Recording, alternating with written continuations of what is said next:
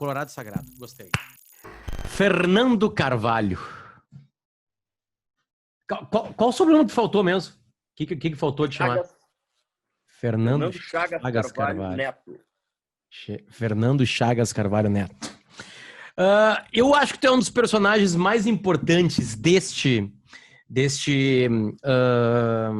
brincadeira que o Tinga apelidou de Colorado Sagrado. E tu é um Colorado Sagrado, né? Tu é um dos grandes responsáveis pela maior alegria de todo o Colorado. E a gente quer buscar bastidores, assim, Fernando. Né? A gente quer histórias que ninguém contou. Como que, sei lá, um cara muito citado aqui, até porque os jogadores gostam de citar o Fernandão, de como tu chegou nele, essas coisas todas assim. Mas eu quero te fazer uma pergunta já de cara, tá? Como é que foi a noite antes de Inter e Barcelona? A noite japonesa, não a noite brasileira, que vocês viviam através do telefone, alguma coisa assim. Como é que foi a noite lá? Tu tava cagado? Tu tava feliz? Tu tava triste? Tu tava, não vai dar? Tu tava, eu tenho certeza que vai dar? Não vale mentir só, Fernando. Só não vale mentir. Não, evidentemente que eu não vou mentir, porque todos os meus sentimentos, eles transitaram por essas referências que tu fez agora, né? No início eu estava com receio, depois criei coragem, depois já fiquei com receio, depois não dormi, depois saí a caminhar pelo hotel e encontrei o Índio, né? Encontrei o Índio, que estava por lá também da mesma maneira que eu, também ansioso, né? Nos elevadores, nos corredores, indo para o refeitório. Eu estava me sentindo assim. Tu não pensa naquela situação inusitada que o clube estava vivendo, né? Mesmo sendo presidente do clube naquele momento, tu pensa na dificuldade, no grande adversário, no massacre que foi Barcelona e América 4 dias antes, né? Mas também depois racionalizando tudo que aconteceu, na verdade, tinha uma causa. O time do América era muito leve, era muito solto, jogava com o Fabiano Costa, que fora nosso atleta antigamente, né? Em 2002. Onde ele era meia, lá ele era volante de marcação, ou seja, o Fabiano não é jogador de marcação. Enfim, eu comecei a criar coragem, né? Criar coragem sempre com aquela coisa do Barcelona, ser o maior time do mundo, ter os melhores jogadores. Se tu pegar os reservas do Barcelona naquele momento, a maioria deles teria espaço no nosso time, né? Então, certamente, nós temos que ter uma epopeia, né, para superar o adversário. E a epopeia acabou acontecendo, né? Qual era o meu sentimento? Era um sentimento de muita felicidade de estar ali, né? Eu, a vida toda, ambicionei o meu time chegar numa final em Tóquio, a vida toda, como guri. Nunca pensei que eu estaria envolvido nesse processo, e estava, né? Enfim, aquele debate com os meus amigos gremistas, colorados e gremistas, que durante 30 anos nós tivemos um grupo que se reunia todos os sábados, né? E durante esses 30 anos, antes dessa época, antes de 2002, de 2006, esse era a flauta, era o debate: vamos chegar, não vamos chegar, vai dar, não vai dar, né? Isso bem distante do clube ainda, mesmo dentro do clube, mas no jurídico, na categoria de base. Distante, que eu digo, é distante de mandar, né? Distante de estar num poder acima dos demais, ser o presidente do clube, né? Nesse sentido. Claro que as decisões eram coletivas, colegiadas, a gente discutia, tinha pessoas que participaram, que tiveram grande importância, né? Mas era um momento, né, em que eu estava na presidência do clube. E isso eu nunca imaginei lá atrás para essas discussões que se estabeleciam. E tudo isso vinha à tona, né? Tudo isso vinha de volta. Pô, tanto se esperou por esse momento, tanto se quis esse momento, e agora eu tô aqui junto, né? Isso era o mágico para mim, no caso. Eu vou tentar, Fernando, fazer uma coisa que é uma dicotomia que eu sei que tu aceita muito bem, que é essa dicotomia, porque a tua trajetória tem notícias ruins, notícias boas, notícias ruins e boas. Tem a maior notícia de todas, né? E eu não sei se o rebaixamento tá linkado diretamente à tua pessoa. Porque eu lembro que na época tu perguntou para muita gente se tu deveria assumir aquela bronca. E todo mundo falava para ti não assumir. Eu não vou nem falar sobre exatamente isso. Eu vou falar de uma frase que nós dois já conversamos depois, eu acho que isso nunca foi pro ar, e que tu falou que 6 anos, 5 anos depois, o ambiente vestiário era uma coisa que tu não conhecia mais. Ou pelo menos aquele vestiário. Então a gente começou falando uma véspera de Barcelona. Eu vou tentar encadear isso, porque eu acho que quanto mais tu fala, mais é importante para os futuros dirigentes do Inter aprender, né? De como montar um super time e como não cair naquela armadilha de 2016. O que tu chegou no vestiário de 2016? Vou fazer a diferença daquela noite em Barcelona. Mas beleza, só para entender melhor qual é esse processo. O que tinha em 2006 e que não tinha em 2016? O que esses 10 anos de distância tiraram e mudaram e que tu deu de cara com aquele ambiente para tentar salvar o Inter naquele ano desgraçado e tu chegou ali, daqui a pouco tu começou a ver assim, ó, eu não consigo mais botar a mão. Bom, Potter, primeiro assim, ó, ninguém passa tanto tempo num clube como eu, né? Eu fiquei de 82 até 2010, com aquele retorno em 2016, passando por vários setores até me tornar presidente, depois me tornei vice-presidente de futebol. Ninguém passa só com êxito, né? Não existe isso. Então, tu ganha, tu perde, tu aprende, né? Tu aprende muito mais na derrota do que na vitória, porque na vitória às vezes mascara situações, mascara coisas que tu fez erradas e que acabaram sendo superadas pela própria vitória. Então, quando eu cheguei, eu quero dizer que eu tenho muito orgulho de ter estado no Internacional em 2016. Eu não tenho nenhum problema, não vou dizer que eu não gostaria de ter estado lá. Eu gostei de estar lá, eu devia estar lá, era a minha obrigação. Eu não tenho nenhum problema de falar sobre isso, absolutamente não tenho problema, né? Só que eu fiquei 3 meses no clube e eu não tive nenhuma ação propositiva, né? Eu não tive nenhuma ação propositiva. A minha única ação propositiva foi criar aquela SWAT e voltar ao clube com o Ibsen Pinheiro, com o Celso Roth, com o Nilton Drummond. Apenas isso. Porque, em relação a contratações, eu não tive como fazer contratações, não era possível fazer contratações. Né? As ideias não eram minhas na montagem de grupo, eu não conhecia as pessoas, eu não conhecia os jogadores. A diferença realmente era grande porque uma coletividade de vestiário ela se forma ao longo do tempo, ela não se forma do nada, né? Ela se forma ao longo do tempo. E eu não tive participação naquela formação, mas conhecia muitas pessoas, muitos atletas, muitos profissionais e eu tentei 2 coisas, na verdade, né? Primeiro, mobilizar a torcida, né? A minha presença talvez significasse a mobilização da torcida, a torcida fechar em torno de uma situação ruim, né? E mesmo com a situação ruim, mesmo com mais atuações da torcida, vir em favor do clube, e veio, né? Veio. Nós tivemos jogos terríveis que a gente ganhou até, o jogo do Figueirense, o jogo do Curitiba, que jogamos muito mal e a torcida ficou junto até o final, né? Tivemos um jogo em que a gente atuou bem contra o Flamengo e a torcida achou que poderíamos ter superado aí aquele grande problema e não superamos, né? Porque Santa Cruz, né? Acabamos perdendo ponto, depois perdemos ponto para Ponte Preta, enfim. O nosso grupo era um grupo muito abatido com aquela situação. Um clube grande como o Internacional, um clube do tamanho do Internacional, com a exigência que tem, com a ambição que tem, com o torcedor que tem, ele não tem como conviver com uma situação daquelas com normalidade. O Ceará convive, o Fortaleza convive, o Figueirense convive, sem demérito esses clubes, que são grandes clubes nos seus estados, mas a exigência do torcedor, a ambição do torcedor colorado é muito grande, né? Então, isso faz com que o atleta, sofrendo os efeitos daquele momento ruim, ele tenha muito menos possibilidade de enfrentar essa situação, de crescer, de se remobilizar, né? Nós tomamos gols, se tu lembrar, no meu retorno, nas nossas 5 primeiras partidas, nós tomamos gols, né, no último minuto, até após terminar a contagem regulamentar. Contra a Chapecoense, contra o Sport Recife, contra o São Paulo, tivemos um pênalti aos 46, e a manutenção na primeira divisão. Né? Muitas coisas aconteceram ao contrário. Né? Assim como aquele chute daquele paraguaio lá em 2006, pegou nas costas pegou na trave, nas costas do prêmio, saiu para fora. Nesse momento, a bola pegava nas costas do nosso jogador e entrava. Teve um jogo com o América Mineiro, que nós tomamos um gol no último minuto, a bola pegou na orelha do centroavante do América, né? Pegou na orelha, o cara foi meio que pulou ao Léo e a bola pegou na orelha dele e entrou, né? E nós perdemos o jogo. Enfim, realmente as coisas acontecem de uma maneira que tu não tem controle. E eu não tinha controle, né? E eu tentei de tudo, remobilizar, reunião, cobrança afável, cobrança dura, cobrança direta, nada foi suficiente. Não estou aqui trazendo nenhuma pessoa, nenhum jogador, nenhum profissional como réu nesse processo. Nenhum. Não gosto disso, nunca fiz, né? Mas tentei de tudo e não consegui. Realmente não consegui.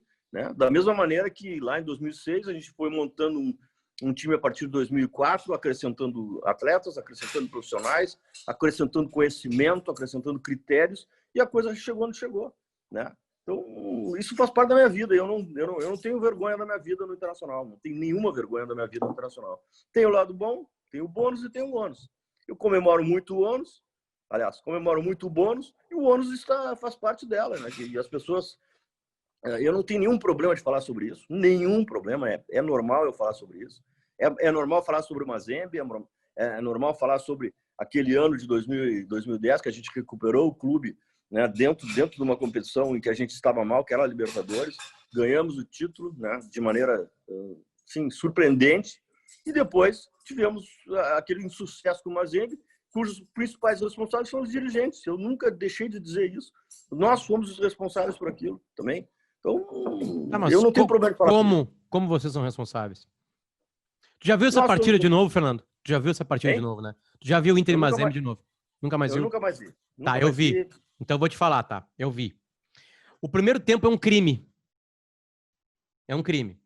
O Inter jogou 75%. Nervoso com a estreia no Mundial, nervoso com a responsabilidade, mas o domínio do jogo é do Inter. E começa a se destacar o que diaba, com algumas defesas difíceis. Aí vem o segundo tempo. E o Inter começa bem no segundo tempo. Bem longe do que era realmente bem, tá? Quando eu falo bem, é na comparação com o Mazembe. E aí tem um gol. Uma escapada deles. E na hora que dá o gol, as coisas desandam. O Inter não estava preparado para sair e perder aquela partida. Mas o Inter não merecia perder aquela partida por 2-0. Aquela partida tem o 2-0 é um crime. Do tamanho que é o crime. O crime é feito, tá posto. Né? É um crime Inter e Mazembe. Por tudo que significa, o design da derrota. Que diaba, picando a bunda, blá, blá, blá, blá, blá, blá. Então eu te pergunto, o que teve de erro? Eu vou falar do acerto. Eu digo não futebolístico, tá? Porque futebolístico tá ali dentro. O Alexandre erra um gol, o Sobis erra um gol, né? O Juliano no segundo tempo erra um gol, tem gols ali feitos ali que eles não errariam. Beleza, as coisas acontecem, tá? Mas vamos lá, começa com acerto para chegar no erro. O erro ele está identificado quando tu narra o acerto. E o acerto foi em 2006, quando nós blindamos o grupo em relação ao torcedor, em relação à imprensa, em relação a tudo que é necessário. Criamos um clima de grupo fechado, de muita preocupação com exposição, muita preocupação, muito foco no adversário tido como superior e superior a nós, né? Ao contrário, naquele momento ali, né, nós fomos para lá num avião fretado, nós fomos para lá com a torcida junto com os jogadores, né, foram sendo exaltados e bajulados a viagem inteira de ida. Chegamos no hotel onde tinha 2.000 pessoas dentro do nosso hotel, hospedadas lá, que eram colorados. Nas ruas, em qualquer lugar, tinha colorados com acesso aos jogadores. A RBS, nenhuma crítica à RBS, nenhuma crítica. Eu estou só fazendo um relato, né? Tinha um estúdio do lado do refeitório, o jogador saía do refeitório, passava na frente da Rádio Gaúcha, que estava lá, toda ela. Eu estava lá. Todo mundo lá, entendeu? E isso é errado, Foi um erro que nós cometemos. A Fernanda Zafra me ligou, querendo fazer uma entrevista antecipada, né? Eu que sou cheio de cautela, cheio de superstição, eu sou assim, entendeu? E aí a Fernanda, com o jeito dela, querida, não, mas faz para mim, porque vai ser legal, porque não sei o quê. Eu quero que tu tire uma foto na frente de uma barreira para mostrar que tu é a barreira dos jogadores. E eu, mas não vou fazer isso. E acabei fazendo, ela me persuadiu a fazer, entendeu? E eu não podia ter feito, entendeu? Porque isso aí dá uma imagem de que a gente tá com uma autoconfiança muito, muito, muito em cima e não pode. Nós temos que chegar num jogo desse com medo do Mazembe, com medo de qualquer clube. E nós chegamos lá, comemoramos que o Mazembe era o nosso adversário. Isso é um erro nosso, dos dirigentes que são os experientes, entendeu? Nós tínhamos que ter essa cautela e nós não tivemos. Então, quando eu falo do Mazembe, eu sou o primeiro a assumir a minha culpa, entendeu? Eu sou o primeiro a assumir a minha culpa. Não sei se eu já tinha falado isso contigo, né? Mas já não é a primeira vez que eu digo isso publicamente, estou dizendo agora publicamente, né? Tenho essa consciência. Se acontecesse de novo, eu não ia repetir aquilo, não ia repetir. Entendeu? Porque para se ganhar tem que ter foco, tem que estar fechado, tem que ter medo, né? Tem que ter receio do adversário. Não pode achar que vai ser bom. Não tem mundial, não tem adversário fácil. Tá aí o Mazembe, tá aí o Al-Ahly, tá aí todos os outros clubes que participaram de semifinal e impuseram aos seus adversários uma dificuldade muito grande. Essa é a vida, né? A vida não tem facilidade. E quando tu acha que é fácil, tu perde. Foi o que aconteceu. Fernando, na comparação de hoje, a gente está gravando essa entrevista no comecinho de novembro de 2020. Eu já conversei com Tinga, talvez eu esqueça de alguém, mas vamos lá. Tinga, Alex, Magrão, Bolívar, Daniel Carvalho. Tinga, Alex, Magrão, do Bolívar, Daniel Carvalho. Tá faltando um jogador aí. Tyson. Tá, eu acho que tu é a 7ª entrevista. Não sei se eu esqueci de alguém, tá? E a gente começa a comparar peça por peça, Fernando. Chega a ser uma covardia. Chega a ser uma covardia. Assim, o time de 2006 da Libertadores. Assim, vamos lá. Klemer, na lateral direita da Libertadores, está. Até não eram super laterais, o Ceará e o Helder Granja. Não, né? O Ceará era super lateral. Mas assim, é que na comparação com o outro lado, uma covardia com o Ceará. Né? Porque tinha o Jorge Wagner do outro lado. O Jorge Wagner era craque, batia falta, botava a bola onde queria. Aí tem o Alex quando apertasse ainda por cima. Ainda tinha o Alex ali quando apertasse. Aí no meio-campo já tem o Edinho, já tem o Fabinho, o Tinga. Me ajuda no grupo. O Elton Monteiro. O Ayrton Monteiro. Né? O Vargas não estava ali ainda, chegaria depois com a saída né, do Tinga. E aí vai para frente o Rafael Sobis, um momento mágico, o Fernandão. Né? Eu chego na frente, e eu lembro do Tinga na frente também, porque o Tinga jogava em todas, né? Faz o gol do título. Eu não quero que tu faça comparação, porque é muita maldade pegar e comparar o Jorge Wagner, o Alex, com o Moisés e o Wendel. Tá? Só que tu não tinha dinheiro também, Fernando. Teve uma venda do Diogo Rincon, e as coisas foram montando assim. Como é que chega? Como é que chega no nível de a gente conseguir contratar de novo o Jorge Wagner dessa era? Onde estão os erros, assim? É um clube que se quebrou por diversos fatores? Por que não consegue de novo? Bom, Potter, eu tenho uma ideia de futebol, né? E as pessoas que trabalhavam comigo tinham essa mesma ideia. E a ideia nós nunca contratamos jogador a preço de venda. Eu não estou aqui criticando ninguém, né? Eu não estou criticando ninguém. Os meus companheiros que assumiram o clube depois tinham uma ideia diferente, né? Pensaram de forma diferente e acertaram, né? Mas eu sempre procurei trazer. Se tu pegar o único jogador que nós contratamos com grana, com dinheiro daquele time campeão da Libertadores e depois campeão mundial, o único foi o Alex. O único que custou alguma coisa foi o Alex. Todos os demais, eles vieram ou em final de contrato. O Ceará veio em final de contrato, o Índio em final de contrato, o Fabiano era final de contrato, o Rubem Cardoso final de contrato. O Jorge Wagner era um jogador emprestado do Lokomotiv Moscou, ele era de um clube, né, do clube russo, e veio emprestado, foi renovado o seu empréstimo durante 1 ano e meio, ele ficou conosco 1 ano e meio. Né? Depois, o Tinga nós trocamos pelo Labarte, não teve dinheiro envolvido, teve uma participação do clube português do Sporting Lisboa no Diego, atacante. O Fernandão veio trocado pelo Rodrigo Paulista e pelo João Guilherme, que eram meninos da categoria de base. O Yarley veio de graça, termo de contrato no Chile. O Yarley, faltou o Yarley. O Yarley contou a história. O Yarley ia ficar no México, ia para um grande do México, porque ele estava no Dourados, e ele disse que tu ligou e tu conseguiu persuadir ele, tu estava falando da Fernanda Zafra agora há pouquinho, que tu conseguiu persuadir ele para vir para Porto Alegre e ganhar menos. Ele até fala 50 mil a menos, ele fala. O Fernandão, quando nós contratamos o Fernandão, ele tava com o contrato pronto com o Flamengo. Aí eu pedi para ele me encontrar. Daí nos encontramos no restaurante do Chitãozinho Chororó em Goiânia. E aí saiu dali fechado. Mas eu expunha as razões, expunha o que a gente pretendia, expunha um projeto, né? Uma ideia de grupo e de montagem e de objetivo a ser atingido. Então, eu sempre acreditei em futebol dessa maneira, né? Eu sempre acreditei nisso. Hoje o Inter tem um setor de pesquisa maravilhoso, que é o chamado CAPA. É maravilhoso. Eles sabem tudo. o Dave Bandeira, o Rodrigo Weber, né, estão lá. Se eu tivesse um capa hoje comigo, seria o ideal. Mas na época o meu capa era o Guto Ferreira. O Guto era um profissional diretamente vinculado ao presidente, no caso, né?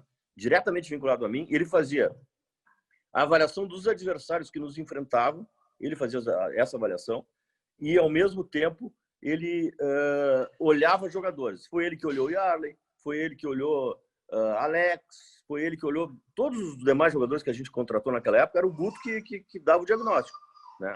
Era a pessoa com quem eu debatia, né? Com quem eu debatia a correção ou não.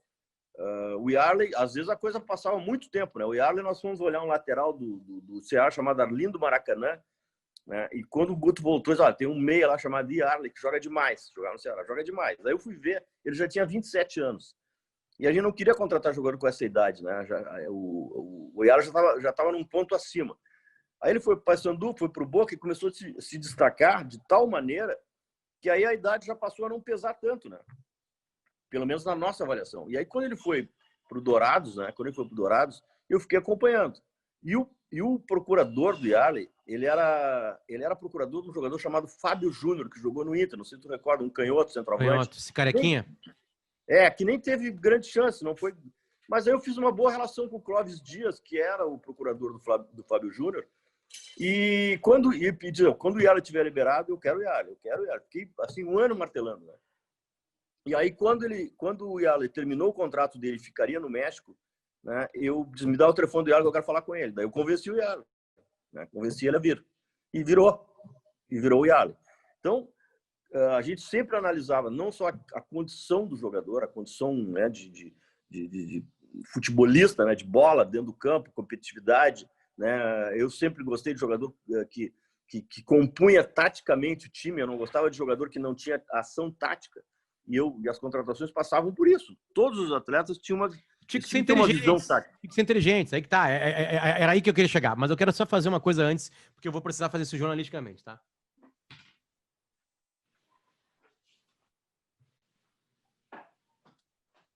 Fernando. Agatha Christie. Tá?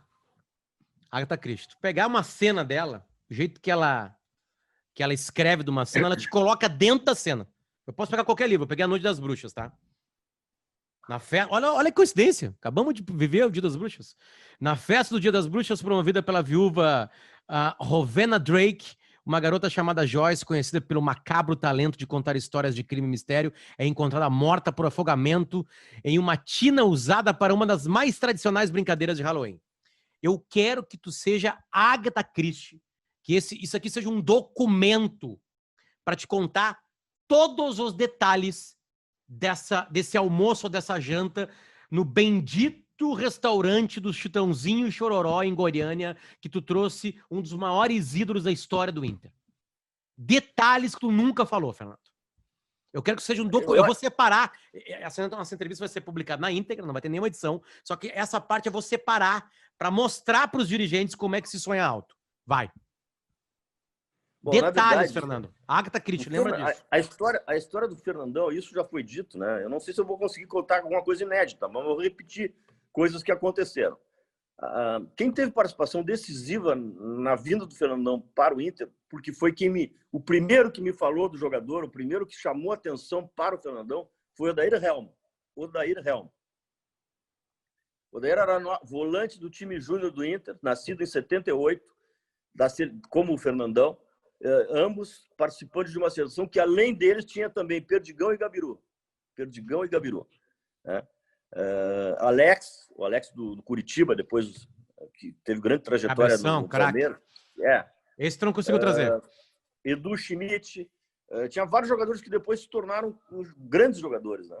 E aí o Odair, voltando de uma seleção, na época que o Jardel era o grande jogador do Rio Grande do Sul, né, jogando no Grêmio, o jogador que todos nós ambicionávamos pela característica de área, cabeceador. Diz, olha, tem um centroavante que o senhor vai gostar, tal. Fernandão do Goiás, é júnior, é um cara formidável, maravilhoso. E aí o Fernandão logo, né, passou a ter sucesso no Goiás, subiu para o time de cima, se tornou titular e foi vendido para o Olympique de Marseille. E eu fiquei cuidando do Fernandão, fiquei acompanhando ele. Era difícil, né? Era difícil um dia contratar um jogador como ele, que já estava na Europa, salário alto. E aí, em determinado momento,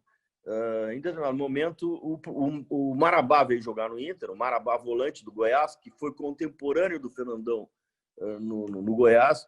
E aí, conversando com o Marabá, eu perguntei, está bem com o Fernandão, porque eu vi que ele tinha sido emprestado para o Toulouse e não estava jogando, ele estava relegado a um segundo plano no Toulouse e no Olympique de Marseille. E foi o Marabá que me deu o telefone do Fernandão. E aí, o procurador do Marabá, né, que era uma pessoa de Minas Gerais, com quem eu tinha uma ótima relação, chamado Wagner Cruz, eu coloquei o Wagner Cruz. Pô, tá cansado de me oferecer jogador ruim? Me traz um jogador bom agora. Cita um ruim, Fernando, vai. Já caducou, Não. vai. Ele trouxe alguns jogadores, ou indicou, eu procurava, né, pela minha pesquisa de não contratar jogador ruim. Né? Ele me indicava 10 jogadores por ano e todos eles, fora o Marabá, que foi um bom jogador, foi bom, os outros não conseguiram. Né? Depois ele trouxe o Rubem Cardoso, foi o Wagner Cruz também que trouxe o Rubem Cardoso. Mas também porque eu pedi, né? Porque ele era do Atlético Mineiro, aí eu pedi o Rubem Cardoso, ele foi lá e acabou, né, trazendo o Rubem, ele era procurador do Rubem. Mas o Fernandão, ele não era procurador, e aí ele foi atrás, foi no Olympique de Marseille. O Fernandão estava já tratando do retorno dele ao Brasil para o Flamengo, e aí eu peguei um avião em Porto Alegre e fui até Goiânia, e combinei com o Wagner dele junto com o Fernandão. E o Wagner é daqueles caras assim, é um mineiro, mas é um mineiro super boa gente, bonachão, daqueles caras que fica bajulando a pessoa, sabe? Fica bajulando, e ele foi bajulando o Fernandão o tempo inteiro, né, para tal da reunião. Chegou antes, aí eu cheguei no aeroporto, o Fernandão, ele tinha uma caminhonete, como é que é o nome dessa caminhonete? Aquelas, não era Evoque, era antes da Evoque, tá, mas era da uma mesma Range Rover, o Land Rover. uma Range Rover. Ele me esperou lá no aeroporto, e aí cheguei tarde, chegamos no aeroporto, chegamos no restaurante, não tinha mais ninguém, nós ficamos das 2h30 da tarde até as 8 da noite conversando, né? E eu vendendo peixe para ele, tem que ir para lá. Aí contei a história do Odair, contei, né, como é que ele jogava, a característica dele. Ele jogava num ataque com Alex Dias, com Aloysio e Araújo, era um ataque maravilhoso do Goiás. Ele era um meia que chegava de trás, né? Ele jogava com 2 centroavantes grandão. O Goiás, ele era o que fazia a jogada mais retraída em relação ao Aloysio, né? O Goiás teve uma grande participação no Campeonato Brasileiro com esse ataque. Tinha o Danilo também, que jogava no meio-campo. Enfim, era um grande time. Josué, Danilo, Fernandão, Alex, era só jogador que virou depois, né? André Dias, zagueiro, era um grande time. E aí o Fernandão gostou daquela conversa, né? Eu tendo uma boa visão de mercado, conhecendo os jogadores, conhecendo características, né? Conhecendo o ambiente do futebol. Ele dispensou o Flamengo nessa tarde.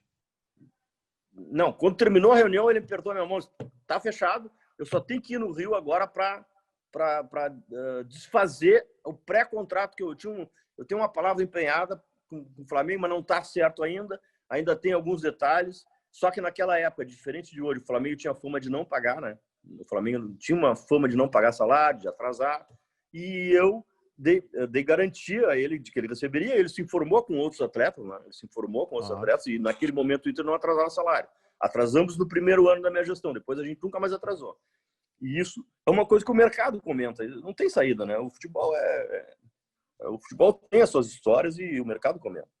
E aí, depois desse período todo em que se falou questão tática, que se falou de contratação de jogadores, de objetivos, né, de ter a nossa primeira participação importante em Copa Sul-Americana, que seria naquele ano, e ele acabou, né, concordando, apertamos a mão, né, sem assinar documento nenhum, apenas uma folha de papel, o salário que a gente acertou. Quanto né, seria hoje, Fernando? Só pra gente ter uma ideia, assim. Quanto que seria hoje um salário hoje dele? Hoje eu não sei, mas na época ele ganhava 60 mil reais. 60 mil reais. Tá, digamos que seria hoje uns 250 mil? Por aí. Casualmente... Era o maior salário do clube? Era o maior salário do clube, combinado com ele, tá? E eu combinei com ele assim, que sempre que chegasse um jogador que eu fosse pagar mais, ele seria equiparado. Ele sempre seria o maior salário. Foi uma combinação. Ah, que quando o Tinga chegou, nós pagamos mais para o Tinga, que era 75 mil, e ele passou a ganhar a mesma coisa que o Tinga. Os dois ganhavam a mesma coisa, né? Por essa combinação. Eu chamei eles, tu vai passar a ganhar 75 porque o Tinga vai ganhar mais do que tu. E então a coisa se estabeleceu dessa forma. Desde logo se estabeleceu uma relação de confiança. E aí ele desembarcou em Porto Alegre.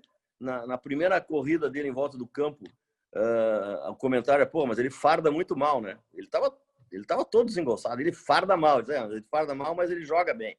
E aí foi o Fernandão, né? Chegou no primeiro jogo, primeiro treinou bastante, porque a janela não tinha sido aberta, a janela de transferência, então ele ficou treinando 40 dias sem poder jogar.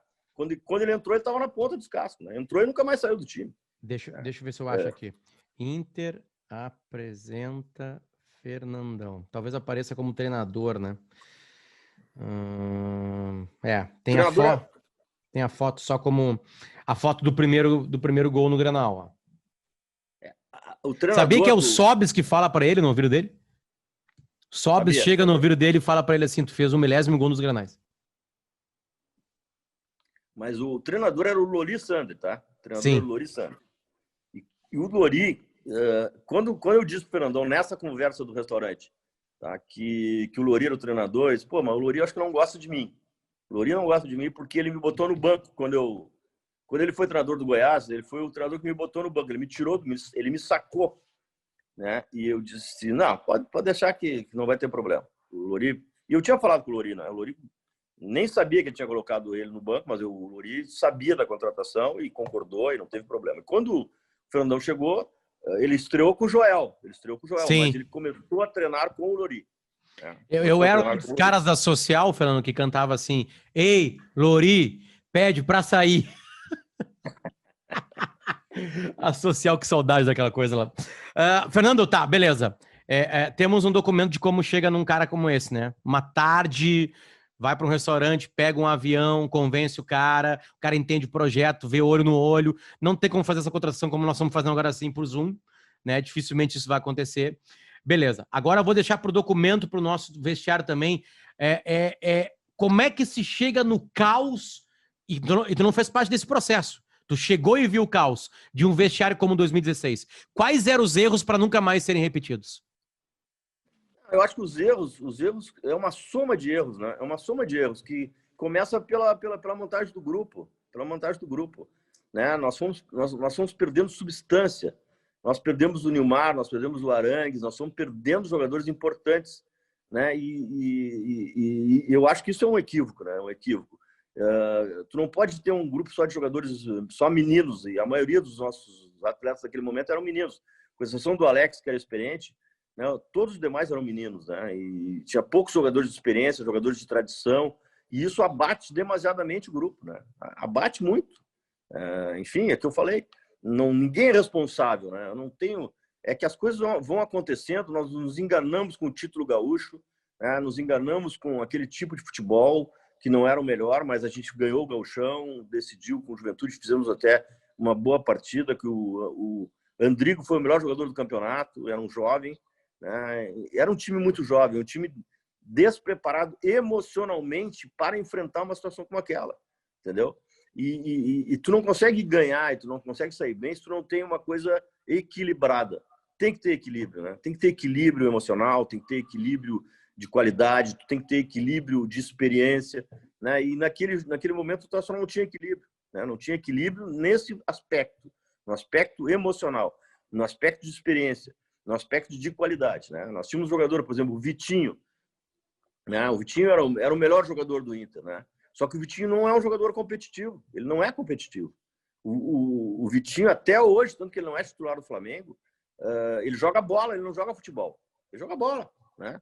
E tem muita qualidade para jogar bola, mas não é competitivo. Ele não tem noção tática, ele não marca, ele não recompõe. Ele joga... A única função que ele poderia jogar foi a que ele jogou naquele período de centroavante, sem obrigação nenhuma. Porque, como tu não tinha um centroavante na época, né, um centroavante que pudesse definir, o treinador entendeu que o Vitinho, por chutar muito forte, por ter uma razoável jogada individual, ele poderia, próximo do gol, resultar em alguma coisa. E foi o que aconteceu. né? Ele resultou, naquele momento, no nosso melhor jogador, porque ele fez gols decisivos, né? Jogando de centroavante sem nenhuma obrigação de nada, né? Agora, se vai botar o Vitinho de centroavante num time armado, num time feito, ele não tem característica, porque ele não cabeceia, ele não antecipa, né? Ele não recebe a bola em andamento, ele só recebe a bola no pé, então ele se torna um jogador fácil de marcar, né? Mas ele era o nosso jogador, ele era o nosso craque, né? E essa definição do nosso melhor jogador te demonstra como a gente tinha carências naquele momento.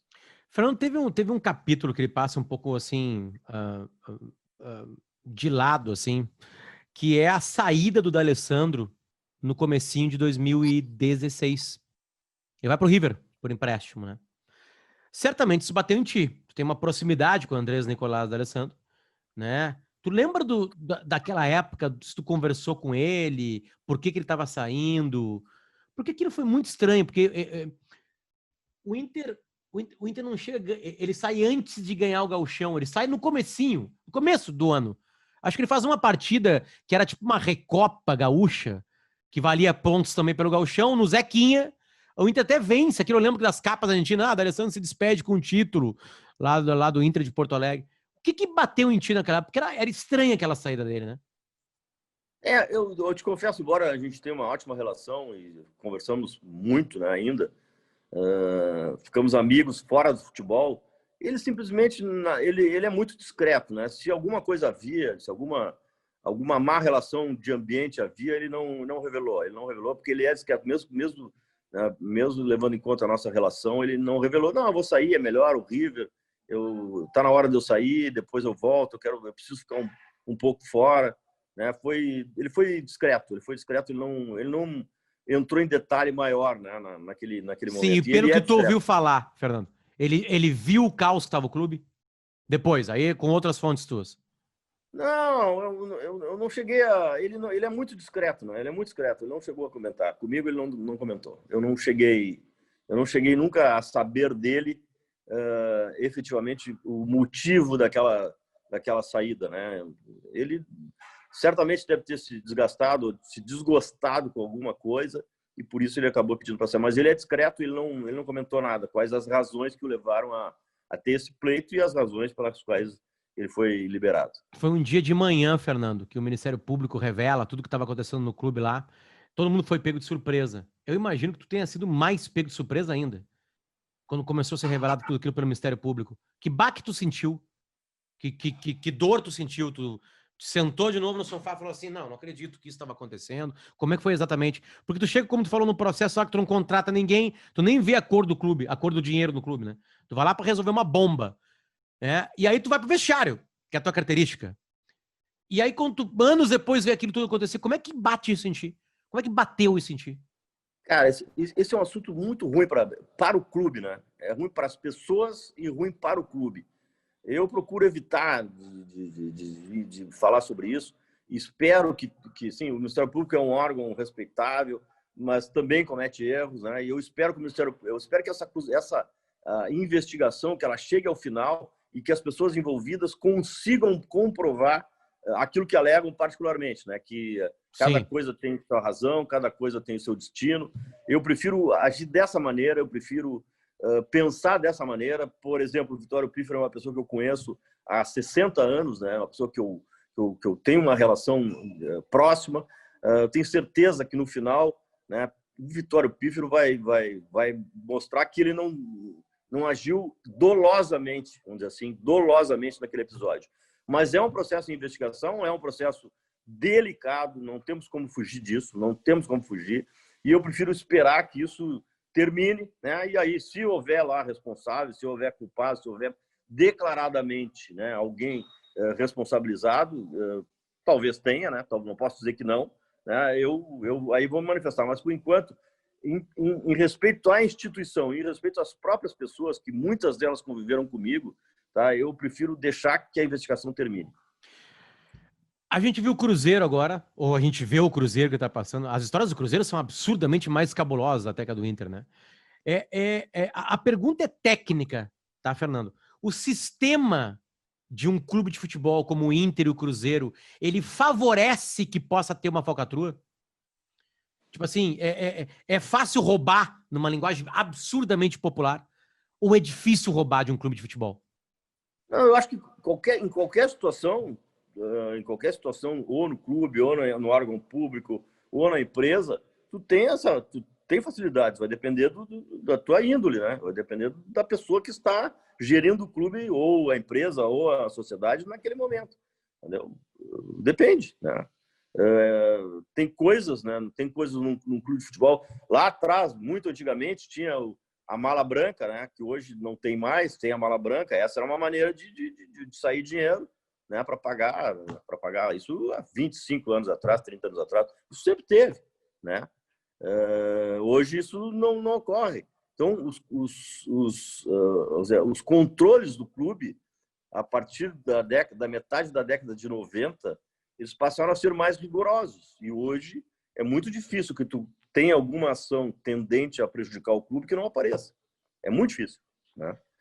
Tem mecanismos de controle que te levam a identificar quando está havendo essa ou aquela transação que é em desfavor do clube, né? Mas sempre tem, como nos órgãos públicos, como nas empresas, isso acaba acontecendo, dependendo da situação. Mas que se é fácil ou não, eu acho que depende, né? Depende da pessoa, se tem coragem, se não tem coragem, depende. A pergunta é se muita gente tem a chave do cofre, entende?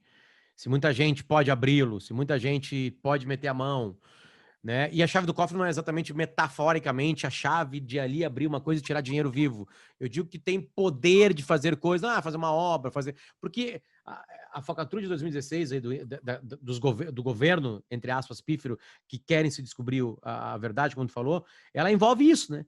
Obras, não, vamos fazer uma reforma, vamos fazer não sei o quê, e aí depois tem contato com dirigentes. É por isso que a minha pergunta foi, como é que faz para segurar essa onda, entende? Porque o Cruzeiro foi... Os caras pagavam prostitutas em Portugal com o cartão do clube. Imagina.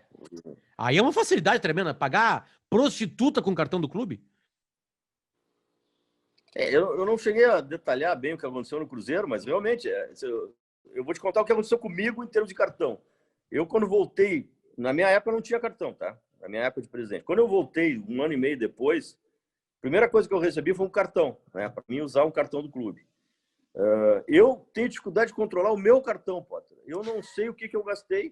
Tu imagina eu com o cartão do clube. O que eu fiz? Eu quebrei o cartão. Quebrei e devolvi para a pessoa que me deu. Eu não quero o cartão do clube. Não quero, porque eu vou amanhã. Tem situações que o clube tem. Tu vai jantar, por exemplo, esse almoço com o Fernandão, o clube é o clube que paga esse almoço, né? A viagem, né? Eu paguei lá na época com o meu cartão e depois tive ressarcimento. É normal isso. Agora, se eu pegar um cartão do clube, né, eu vou acabar me esquecendo o que eu gastei, porque eu sou desorganizado. Então, para evitar qualquer tipo de problema, eu peguei o cartão, quebrei e entreguei de volta para a pessoa que me deu. Eu nunca usei cartão do clube. Mas eu tive essa cautela, né? E tem pessoas que gastaram o dinheiro corretamente, né? Corretamente, e sempre colocam em dúvida. Colocam em dúvida depois. No caso do Cruzeiro, eu não sei se a dimensão era essa, né? Se realmente tinha esse tipo de despesa paga pelo cartão, se confere ou não. Só que, de minha parte, eu nunca quis cartão para evitar qualquer tipo de problema. Até porque o ressarcimento, né, Fernando, de uma noite com prostitutas é difícil de fazer, né? Noite com prostitutas, o cara vai escrever. Receber o ressarcimento com uma nota dessa aí é complicado, né? Tá, tu deu os bastidores do Fernandão. Agora eu quero os bastidores de Andrés Nicolás da Alessandro. Bom, o D'Alessandro, o principal bastidor dele é que eu estava em férias em Punta del Este e, como sempre, assistindo todos os jogos, né? E na época eu era casado e era um motivo de complicação interna, né? Que é o fato de eu estar sempre querendo ver jogo. E tava um desses dias lá de férias em Punta, estava passando um jogo River e São Lourenço pela quarta de final da Libertadores. E aí eu me lembro que tinha uma janta e eu me atrasei para a janta para ver esse jogo. E o jogo estava 2-0 para o River, em Núñez, e o Dali jogava no São Lourenço. E esse jogo terminou 2-2. O São Lourenço tinha um jogador a menos, depois teve 2 jogadores a menos. E o Dali jogou demais, jogou demais. Ele pegou a bola e ganhou o jogo, empatou. E o empate 2-2 com gol qualificado levou o São Lourenço à final, a superar aquela fase. E esse Bergessio, que hoje está no Nacional, fez um gol. Ele fez um gol e um outro jogador, que eu não me lembro o nome, fez o outro jogadas do Dali. Um batendo no escanteio e outro uma jogada por dentro, que ele fez, aquela jogada da direita para dentro, que ele pifou o atacante que acabou fazendo o gol. Mas ele comandou o time. Ele comandou o time, ele brigou com o time, ele apitou o jogo, como ele faz aqui, né? E, bom, aí, pô, como é que esse jogador, um jogador desse tamanho, dessa qualidade, está no São Lourenço? Se ele está no São Lourenço, ele pode jogar no Inter. E eu não estava no clube nesse momento, eu estava fora, né? Isso aí foi em fevereiro de 2008. Aí, passou o tempo, 2, 3 meses, eu voltei para o Inter e a primeira notícia que eu recebi no vestiário, quando eu cheguei no vestiário, Fernandão está vendido. Fernandão não vai jogar. Nós íamos jogar com o Criciúma, primeiro jogo nosso no retorno, Tite contratado comigo, eu voltando. Aí o Fernandão me avisa que tá indo embora para os Emirados. Aí peguei o Fernandão, né, para conversar, para convencer ele a não ir, né, porque o valor que o clube estava recebendo não era um valor importante, era 1 milhão e pouco de euros, que para o Fernandão era muito, para nós perdermos, era muito pouco. Bom, vamos dar um jeito, vamos ficar. Eu me lembro que o Fernandão começou a chorar copiosamente, assim, né? E aí, puta, aí eu já estava com o contrato assinado, ele já ia receber a semana seguinte um valor importante dessa operação, que para ele seria uma independência financeira dele. E aí eu acabei concordando. E passamos, então, a procurar um novo jogador, né? Não para substituí-lo pontualmente, né? Mas um jogador do naipe do Fernandão, um jogador de qualidade. E veio à tona aquela participação do Andrés D'Alessandro no jogo do São Lourenço com o River, né? E eu usei a mesma estratégia, por sinal, né? Aí o empresário era o Fernando Otto, que é um empresário conhecido aqui em Porto Alegre. Até falei com ele, hoje falei com ele. O Fernando Otto vivia me apresentando. Um tempo antes, havia me dito: agora o mercado argentino é comigo. Eu tenho lá uma parceria com um empresário chamado Mascardi. E o jogador que quiser lá, eu te trago. Aí me deu uma opção de Bacamarte lá, né? Uma opção de Bacamarte. E aí eu disse a mesma coisa. Pô, só traz essas merda aí. Pô, traz um jogador bom. Vou te dar um aqui, Quero ver se tu me traz esse aqui. Andrés Nicolás D'Alessandro, tá no São Lourenço, era do River, jogou na Alemanha, jogou na Inglaterra, agora é do Saragossa. Eu quero esse jogador, me traz esse jogador que eu quero ele. Uma semana depois apareceu uma notícia que o Grêmio estava contratando o D'Alessandro, ou estava interessado nele. E uma semana depois também ele traz uma carta de um empresário argentino chamado Marcelo Tinelli, que é um Silvio Santos argentino, que tem uma rede de comunicação, que é torcedor doente do São Lourenço, e que foi quem pagou o passe do São Lourenço para o D'Alessandro vir jogar na Argentina. E o Marcelo Tinelli venderia a parte dele, né? Teria que acertar apenas com o Saragossa. Novamente fomos para Buenos Aires, né? Fui até Buenos Aires, encontrei o Dali, aquela marra toda. O teu né? primeiro encontro vai ser com ele. Meu primeiro encontro, aquela marra toda dele caminhando com um sapato de salto, assim, um taquito, né? Um sapato de taquito para crescer um pouquinho. E aí sentamos lá no Caesar Park, no Hotel Caesar Park, para tomar um café, conversamos com o procurador, conversamos demoradamente sobre como era o Inter, como era o clube, ele conhecia, porque havia sido campeão mundial. E aí, depois que a gente acertou, não salário, não a questão da compra dele, nós acertamos que ele queria ir para o Brasil, porque tinha uma ideia na época que ele não gostava de brasileiro. Não sei se tu lembra disso. Lembro. O D'Alessandro não gosta do Brasil, não gosta de brasileiro e tal. O Grêmio realmente tinha procurado ele? Era notícia, eu não sei, realmente não sei. Não, daí a operação, terminou essa conversa preliminar e eu disse: não, agora eu quero conversar contigo, vamos ali naquele canto. Eu peguei, tirei ele da mesa, fomos num canto lá, e aí conversamos sobre o Inter, sobre Grenal, sobre o que significava Porto Alegre, como é que era a nossa vida aqui, como é que era o clube, né? O que era o clube depois do Mundial, o que era o clube antes do Mundial.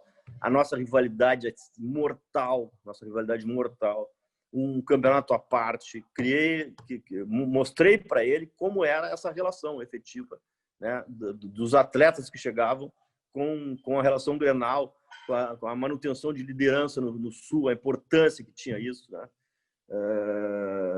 E concluí, né, perguntando para ele por que ele não dava certo nos clubes onde ele tinha passado. O que houve? Tu brigou aqui, tu brigou ali, tu é um brigão mesmo? Quero saber se tu é brigão. Se for brigão, não quero te levar. E aí ele disse, eu sou profissional. Se cumprirem comigo, eu cumpro exatamente o que eu ajustar. Aí eu levantei a mão, disse, então tá, então tu vai para um clube que vai cumprir contigo. E eu vou cobrar de ti profissionalismo.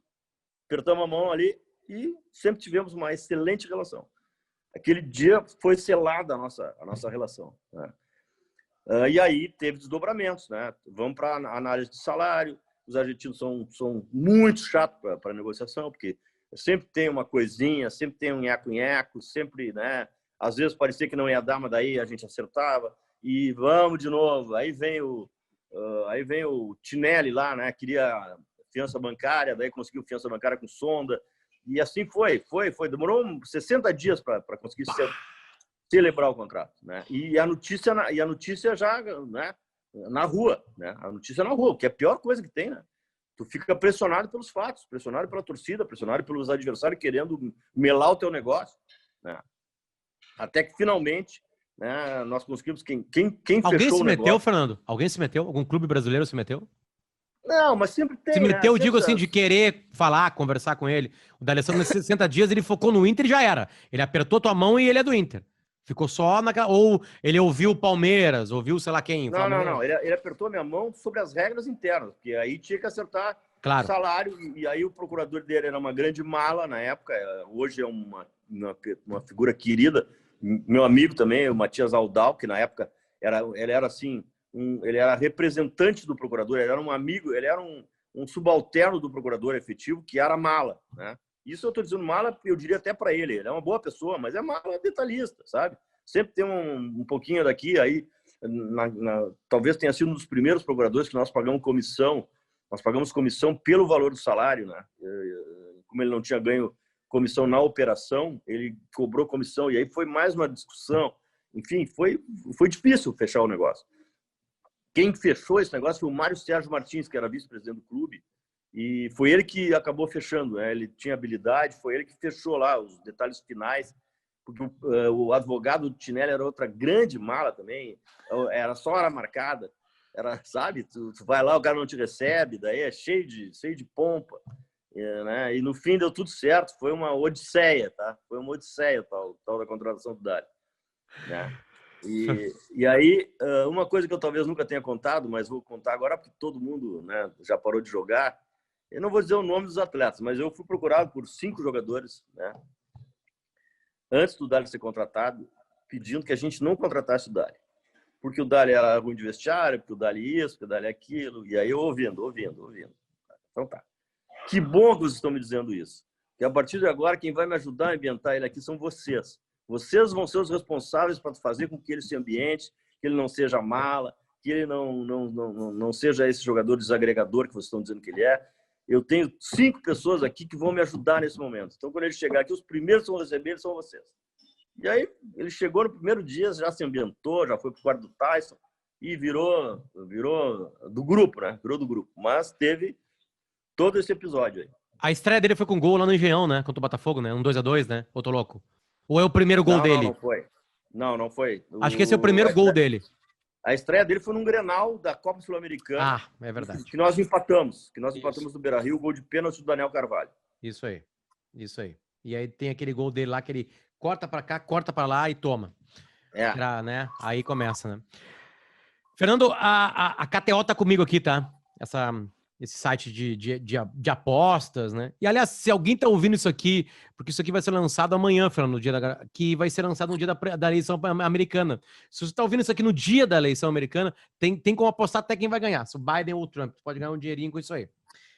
Mas, Fernando, o que eu queria te perguntar é o seguinte. Tu falou que tu passou quase toda a tua vida lá dentro do clube, tá? Qual era a probabilidade... A pergunta é maldosa, na real. Mas docemente maldosa.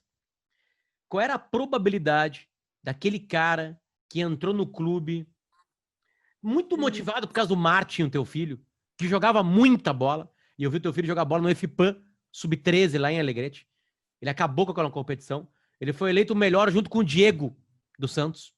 Tu lembra daquilo? Lembro, eu tava lá. Exatamente. E aquilo te aproxima do clube, porque eu lembro que tu fala das categorias de base, tu conseguiu um patrocínio da Renner, o Inter não tinha as camisetas pra jogar. A garotada não tinha camiseta pra jogar. Qual era a probabilidade daquele dirigente que entrou lá, muito pra ajudar o filho também, e aí acabou ajudando o clube, tinha uma história, né, de familiar lá e tudo mais, fosse campeão do mundo contra o Barcelona? Qual era a probabilidade, Fernando? Se eu apostasse em ti naquela época... Tá, não. Ao contrário, na casa de aposta a probabilidade era 1 em 900. Se eu botasse 1.000 pila em ti, eu tava tirando pra trás agora. É isso. Zero. Mas Absolutamente zero. A probabilidade era zero, até porque eu só comecei a pensar em ser presidente do clube, ao contrário do que meus amigos dizem, do que as pessoas dizem. Sempre quis ser presidente dele. Não. É porque, na verdade, se criou no clube, e eu era dessas pessoas que tinha essa ideia, que para ser presidente tinha que ser rico, né? Para poder ajudar o clube, para poder ter tempo para trabalhar. E quando eu passei na categoria de base, eu vi que não precisava ser rico. Eu vi que dava para trabalhar e acertar, de fazer planejamento, ter sistema. E o principal motivo, né, foi exatamente isso.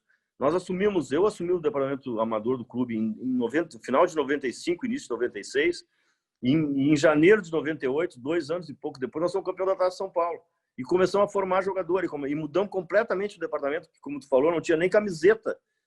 Houve um Grenal lá, que é famoso, essa história eu já contei várias vezes, em que os atletas que jogavam no primeiro Grenal, uma tarde de Grenal, 3 Grenais, os que jogavam o primeiro jogo forneciam a camiseta para o segundo time. E o segundo fornecia para o terceiro a mesma camiseta, porque não tinha camiseta. Né? Então, a desorganização era muito grande. E eu apenas tornei aquilo, né, organizado, com um método, com um sistema. Né? Passamos a ter olheiros, definimos um esquema tático, definimos forma de jogar, né? Definimos vários olheiros no Brasil. Né? A nossa busca de atletas se ampliou, e aí começaram a vir jogadores novos, jogadores, né, com características adequadas para o futebol do Rio Grande do Sul. Tudo isso diante de um critério. E agora que eu dou aula, né, eu dou aula na CBF sobre isso. Um dos temas que eu falo é sobre categoria de base na aula. E como é que eu criei eu e mais muitas pessoas, só conhecimento empírico, só assim, como é que jogam os times, qual é o melhor sistema, né? E a gente foi criando tudo em cima da prática, em cima do que a gente via. Não tinha metodologia, a metodologia foi criada por nós, né? E depois, tempos depois, a maioria dos clubes começou a imitar aquilo ali, né? E foi para mim, pessoalmente, foi muito gratificante, mas foi também uma demonstração de que, se o clube se tornasse organizado, os resultados poderiam vir dentro de uma lógica, dentro de um sistema, né? Aquela história que a bola não entra por acaso é verdade, a bola não entra por acaso. Tem que ajudar a bola a entrar. E tu ajuda a bola a entrar com organização, com planejamento, com sistema, com critério, né? Com uma ideia de futebol. Né? Tu ganha de várias maneiras. Tu consegue ganhar de várias maneiras. Né? O futebol se ganha. O Cruzeiro de Minas ganha de uma forma, o Flamengo ganha de uma forma, o Grêmio até mudou a forma de jogar agora, ultimamente, porque antes o futebol do Grêmio era diferente. Né? Tu ganha de várias maneiras, né? Mas tu tem que ter, em qualquer que seja a tua maneira, planejamento, sistema, critério, convicção, são palavras base, né? Verdade, tem que tratar com a verdade. Se tu não tratar com a verdade no futebol, tu está fadado a não ter sucesso. Né? E eu procurei sempre ter esses conteúdos, mesmo não sendo do futebol. Eu me tornei do futebol, eu era advogado. E era a forma que eu administrava o meu escritório, com 6 advogados, com 4, 5 funcionários, era a forma que eu administrava, né? E aí o meu cliente era o torcedor. E assim como o meu cliente nunca era surpreendido pelo resultado, eu, como presidente, procurei nunca surpreender o meu cliente, torcedor, com o resultado que tinha, porque eu fazia e eu explanava para o torcedor exatamente o que o clube podia atingir naquele momento. Eu não posso dizer que eu vou ser campeão da América se eu não tenho time para ser campeão da América. Eu não posso dizer que eu vou ser campeão brasileiro se eu não tenho time para ser campeão brasileiro. E quando nós conquistamos, ou quase conquistamos em 2005, o título, e não conquistamos por atuação indevida do tribunal ou por erros de arbitragem, né, nós estávamos prontos para ganhar aquele ano. E aí eu comecei a dizer, agora nós podemos ganhar, agora nós temos chance de ganhar. Agora nós montamos um time que é equivalente aos melhores times, e por isso nós podemos ganhar. Mas tudo isso aí veio de um trabalho, veio de uma lógica, veio de um planejamento, veio de uma sequência, né, que é necessária no futebol. Eu vejo agora, né, as alterações que ocorrem, as cobranças. Eu não sei nem como é que eu enfrentaria as redes sociais, Potter, sinceramente. Isso é um dado novo, é um fato novo, que eu não sei como eu seria, né, como eu enfrentaria, né, porque realmente é uma coisa muito desgastante. Todo mundo tem voz, todo mundo tem opinião. Pessoas que não têm ideia. Agora mesmo o Inter perdeu para o Corinthians e parece que está indo para o rebaixamento, né? Teve uma má atuação, perdeu com justiça, não jogou bem, mas é um time que é líder do campeonato. É um time que vem tendo uma excelente trajetória, né? E que jogou mal porque a sequência de jogos ela estafa, ela faz com que os jogadores não só fisicamente se percam aquele elan, mas também mentalmente eles têm uma saturação, e nós chegamos nesse ponto, entendeu? Agora tem que recuperar, tem que renovar energias, tem que treinar, tem que oxigenar novamente e voltar. Foi assim. Mês passado a gente passou um mês perdendo quase todos os jogos, depois ganhamos quase todos em outubro, porque é muita coisa. O futebol tá demais e a rede social não perdoa. É pau dentro o tempo inteiro. Eu não sei como eu enfrentaria, porque realmente eu não tenho uma receita, né? Nesse curso aí que eu dou e que eu participo como professor, uma das assim, tem coisas que a gente diz, né? E a minha experiência anterior às redes sociais, que tem que ser, tem que ter uma pausa, né? Quando se diz, bom, mas tem as redes sociais, né? Então convicção, sistema, manutenção de grupo, né? São critérios que tu tem que saber, acima de tudo, enfrentar a pressão, enfrentar a rede social. Rede social é uma coisa diferente do meu tempo lá atrás, que eu não sei como eu enfrentaria. E é uma loucura, porque a rede social ela tá longe da estatística, né? Ela deu mais participação, as vozes chegam mais, mas ela não é um retrato da sociedade.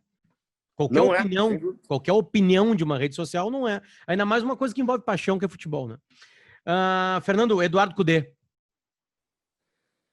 Eu acho um excelente treinador. E até em alguns momentos eu não entendo algumas críticas que são feitas a ele, né? O Cudê, ele tem uma ideia de futebol que me agrada muito, né? Que é a ideia da intensidade, a ideia da pressão, a ideia da armação pela pressão, a armação pela retomada da bola no campo adversário, né? Ele preenche os espaços de forma brilhante, né? Ele comete erros, né? Sem dúvida comete erros, né? Comete erros na questão de algumas opções, né? Eu nem quero falar em nomes aqui para não criar problema, né? Porque eu como ex-presidente do Inter, eu tenho que ter responsabilidade no que eu digo. Eu jamais quero criar problema para o meu clube e para os profissionais que estão lá. Mas eu vejo o Cudê muito na frente de muitos treinadores aqui no Brasil assim, enquanto nós estamos jogando numa estratégia que é a nova tendência mundial, né, de jogar com 2 atacantes por dentro, para te ter condições de ter muita gente dentro da área quando tu ataca, os brasileiros ainda estão discutindo se vão jogar 4-1, 4-1 ou 4-2, 3-1, são sistemas que eu não digo que estejam superados, mas que estão sendo deixados de lado, né, pelos grandes treinadores do mundo. E nós ainda estamos lá atrás, né? Estamos ainda nisso, né? Não temos nem tanta compactação defensiva e nem tanta agilidade ofensiva, nem tanta força ofensiva com esses sistemas.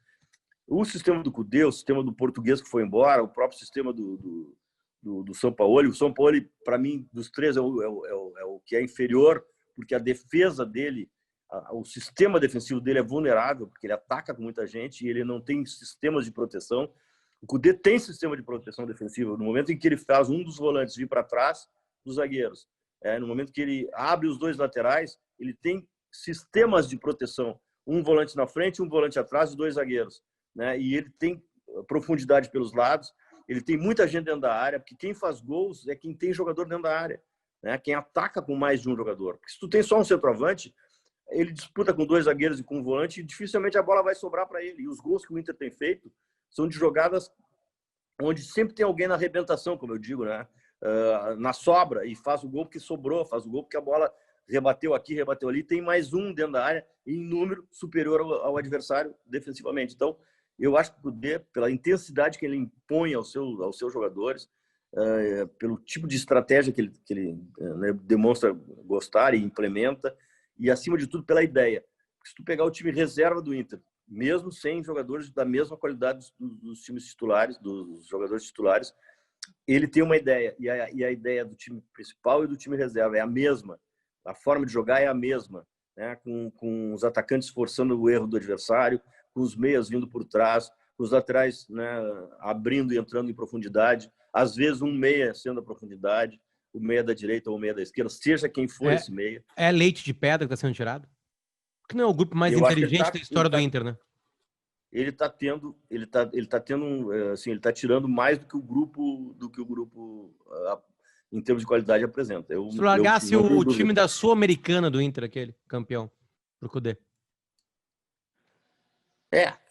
Imagina tu botar aquele time, com aqueles Entrevistei o jogadores. Magrão, entrevistei o Magrão e o Magrão falou uma coisa pra mim assim, ó. Eu vou lembrar pra ti, tá? Ele falou pra mim. O Bolívar, capitão. O Álvaro tinha sido capitão. O Índio é o Índio. O Marcão tinha sido capitão do Atlético Paranaense. O Edinho era o capitão. Eu tinha sido capitão. Guinha Azul tinha sido capitão. O D'Alessandro, futuro capitão. Aí tem mais o Alex e o Nilmar, que aí não precisavam ser capitães. Né? Era um time de capitães. Aquele time. Era muita liderança. Muita liderança, muita inteligência. Mas aquilo ali se formou, né, Potter? Aquilo ali foi se formando. As coisas não acontecem. Esse time do Internacional hoje, ele já está se formando há 2, 3 anos. Depois do rebaixamento, ele veio se formando. E cada ano ele está, né? Esse Yuri Alberto que foi contratado é um ótimo jogador. O Maurício, esse jogador que foi contratado do Cruzeiro, é um jogador extraordinário. Né? Pode conferir, é um baita jogador. Não, mais do que o Maurício, nem sei, nem interessa se ele vai dar certo ou não. Mais do que o Maurício. Tipo, talvez tenha sido a maior negociação da história do Esporte Clube Nacional. Mais que a do D'Alessandro e mais do que a do Fernandão. Porque eu acho que tem um momento... Tá certo eu, torcedor, achar que tem um momento que um jogador não engata mais no clube. Ele tem que sair.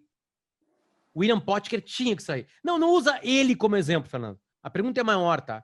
Claro, tu pode pegar e observar ele. Para mim, mesmo se o Potker virasse o craque do time, ele não conseguiria, mas ele não teria mais capacidade dentro do grupo e dele mesmo de querer. Ele tem que vestir uma outra camiseta. Tô certo ou errado? Não, tá certo. Acho que tem coisas que a gente... Não adianta tu querer insistir. Convicção é uma coisa, né? Insistir em situações que declaradamente não deram certo é outra. O Potker é um jogador que, na Ponte Preta, ele foi muito bem. Ele foi um ótimo jogador. Né? E aqui no Inter, no início, na Série B... Ele ajudou. Ajudou. Ele foi um bom jogador. Ele teve, mas depois ele não conseguiu, primeiro, conviver com a crítica. Porque como a rede social... ela oprime as pessoas, o Potker não soube. Ele tem boas características. É um jogador forte, é um jogador que bate bem na bola, tem força, tem alguma velocidade, mas ele não conseguiu que essas suas principais características, né, fossem usadas na plenitude. Aí ele passou a ser um jogador comum, né, comum para menos. E por isso, né, marcado pela torcida, a melhor saída nesse caso é que ele vá embora. E tomara que ele dê certo, porque é uma boa pessoa e é um bom jogador. No fim, é um bom jogador. E vai dar certo no Filipão lá. O Filipão gosta desse tipo de jogador. A necessidade do Cruzeiro é outra, né? É outra que não é a necessidade do Internacional. Eu tenho certeza que ele vai ter sucesso lá. Fernando, obrigado pelo carinho. Volte sempre. Eu acho que a gente tem boas coisas aqui. Para acabar, pode ser só uma palavra, tá? Porque isso vai dizer o todo, assim. De novo, porque eu quero que essa entrevista fique para os dirigentes do futuro olharem. Porque aqui tem um monte de virtude, né? E tem um monte de falha que tu colocou. Olha, eu falei aqui, não faria assim. Eu falei aqui, não faria assim, né? As tuas 3 grandes cagadas que ninguém pode repetir. Nenhum dirigente futuro pode repetir. Deixa documentado aqui. Depois eu vou te perguntar 3 virtudes, obviamente, né? Começa com as 3 cagadas. Que aconteceram, que aconteceram. Eu não vou colocar em ordem cronológica. Tá? Claro. A primeira foi a viagem para os Emirados Árabes para disputar o Mundial.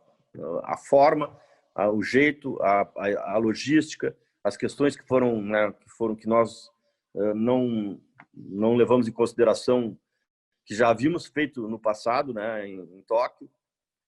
A segunda foi a demissão do Tite.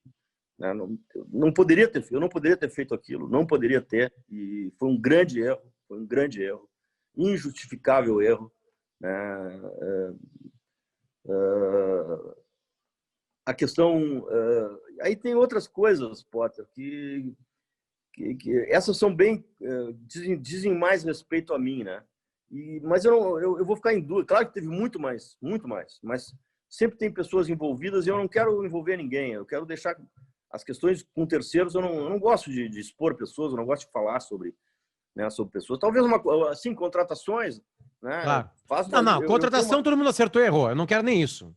Não quero. Claro, eu digo assim, uma super contratação, o jeito que o Fernandão foi contratado, vai numa virtude, né? Tipo assim, é olho no olho. O jeito que o D'Alessandro foi contratado é olho no olho. Eu já coloco aí como uma virtude, mas assim, tu entende? Alguma coisa que os futuros dirigentes do Inter estão olhando esse vídeo.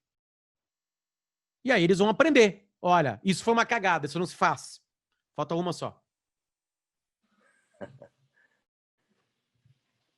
Eu vou citar um erro humano, tá? que aconteceu e eu também tenho essa responsabilidade. Quando nós montamos a nossa estrutura, né, para assumir o Inter em 2002, uma das pessoas mais importantes ali que ajudou muito foi o Iton Fritzen. Ele era coordenador técnico, ele foi contratado como coordenador técnico. E aí, no caminho, com o atraso de salário, com aquela balbúrdia que virou o nosso vestiário em função, principalmente, do atraso de salário, nosso primeiro ano na gestão, as dificuldades da gente se deparar com uma nova lei, que era a Lei Pelé, onde o jogador ficava livre, né, e não tinha mais vínculo com o clube. O Iton, embora tivesse ajudado muito, tivesse participado das escolhas, a gente acabou rompendo o contrato com ele e de uma maneira assim que eu nem expliquei direito, entendeu? Houve uma animosidade dele com o Newton Drummond e eu nem expliquei para o Iton adequadamente, né, por que ele estava saindo. Eu nem tentei fazer com que ele ficasse, ele poderia ter ficado, mas eu estava tão envolvido com os assuntos, né, tão tonto com tudo aquilo que estava acontecendo, viagem para Belém, as coisas, né, acontecendo da pior maneira possível, tudo dando errado, que eu acabei não tendo. Isso aí eu tô contando para vocês, para os colorados que estão ouvindo e para ti, porque é uma coisa que para mim foi marcante, né? Porque eu não gosto de fazer injustiça com ninguém. E eu fiz uma injustiça com ele, porque eu não expliquei para ele, eu não mantive ele, e ele foi um grande parceiro. Ele foi uma pessoa que ajudou muito naquele período, e eu não tive como, por essas coisas que escapam, né? Eu não tive como mantê-lo, e isso foi muito ruim para mim. Eu fiquei muito tempo me martirizando por causa disso. Então, é uma coisa mais humana do que visual. A torcida não teve essa dimensão, que foi uma coisa interna nossa, né? Mas foi um equívoco meu, foi um erro que eu cometi. Porra, 18 anos, Fernando. Maioridade. Se isso tá em ti ainda, quer dizer, é o tamanho do erro, né? São 18 anos depois tu citar uma coisa dessa. 18 anos depois eu registro isso. 3 virtudes. Acho que a principal virtude foi a aglutinação, né? Acho que o clube precisa de alguém que aglutine, alguém que ouça a crítica e que não leve para o lado pessoal, né? E a tendência das pessoas é levar para o lado pessoal. Eu fui muito criticado, principalmente pelo meu primeiro ano, mas eu sempre tive uma chance e uma oportunidade de fazer de conta que não fui criticado, de fazer de conta que eu aceitei, né? E contar com essa própria pessoa que fez a crítica, né? Então, acho que o Inter precisa de um aglutinador. O Inter precisa se pacificar. Porque se a gente estiver fraturado como está nos últimos anos, nós não vamos chegar a lugar nenhum. Não vamos chegar a lugar nenhum. Se nós não tivermos alguém... Mas não é essa questão, né, de eu vou unir o clube. Não. Unir o clube depende de uma ação. Não depende de afirmar. Depende de agir, né? Nós temos necessariamente que ter um presidente ou um dirigente que aglutine, né, que esteja disposto a chamar pessoas, né, dos outros movimentos que não o seu, para que elas ajudem o clube a levar adiante um projeto, porque senão nós não vamos conseguir.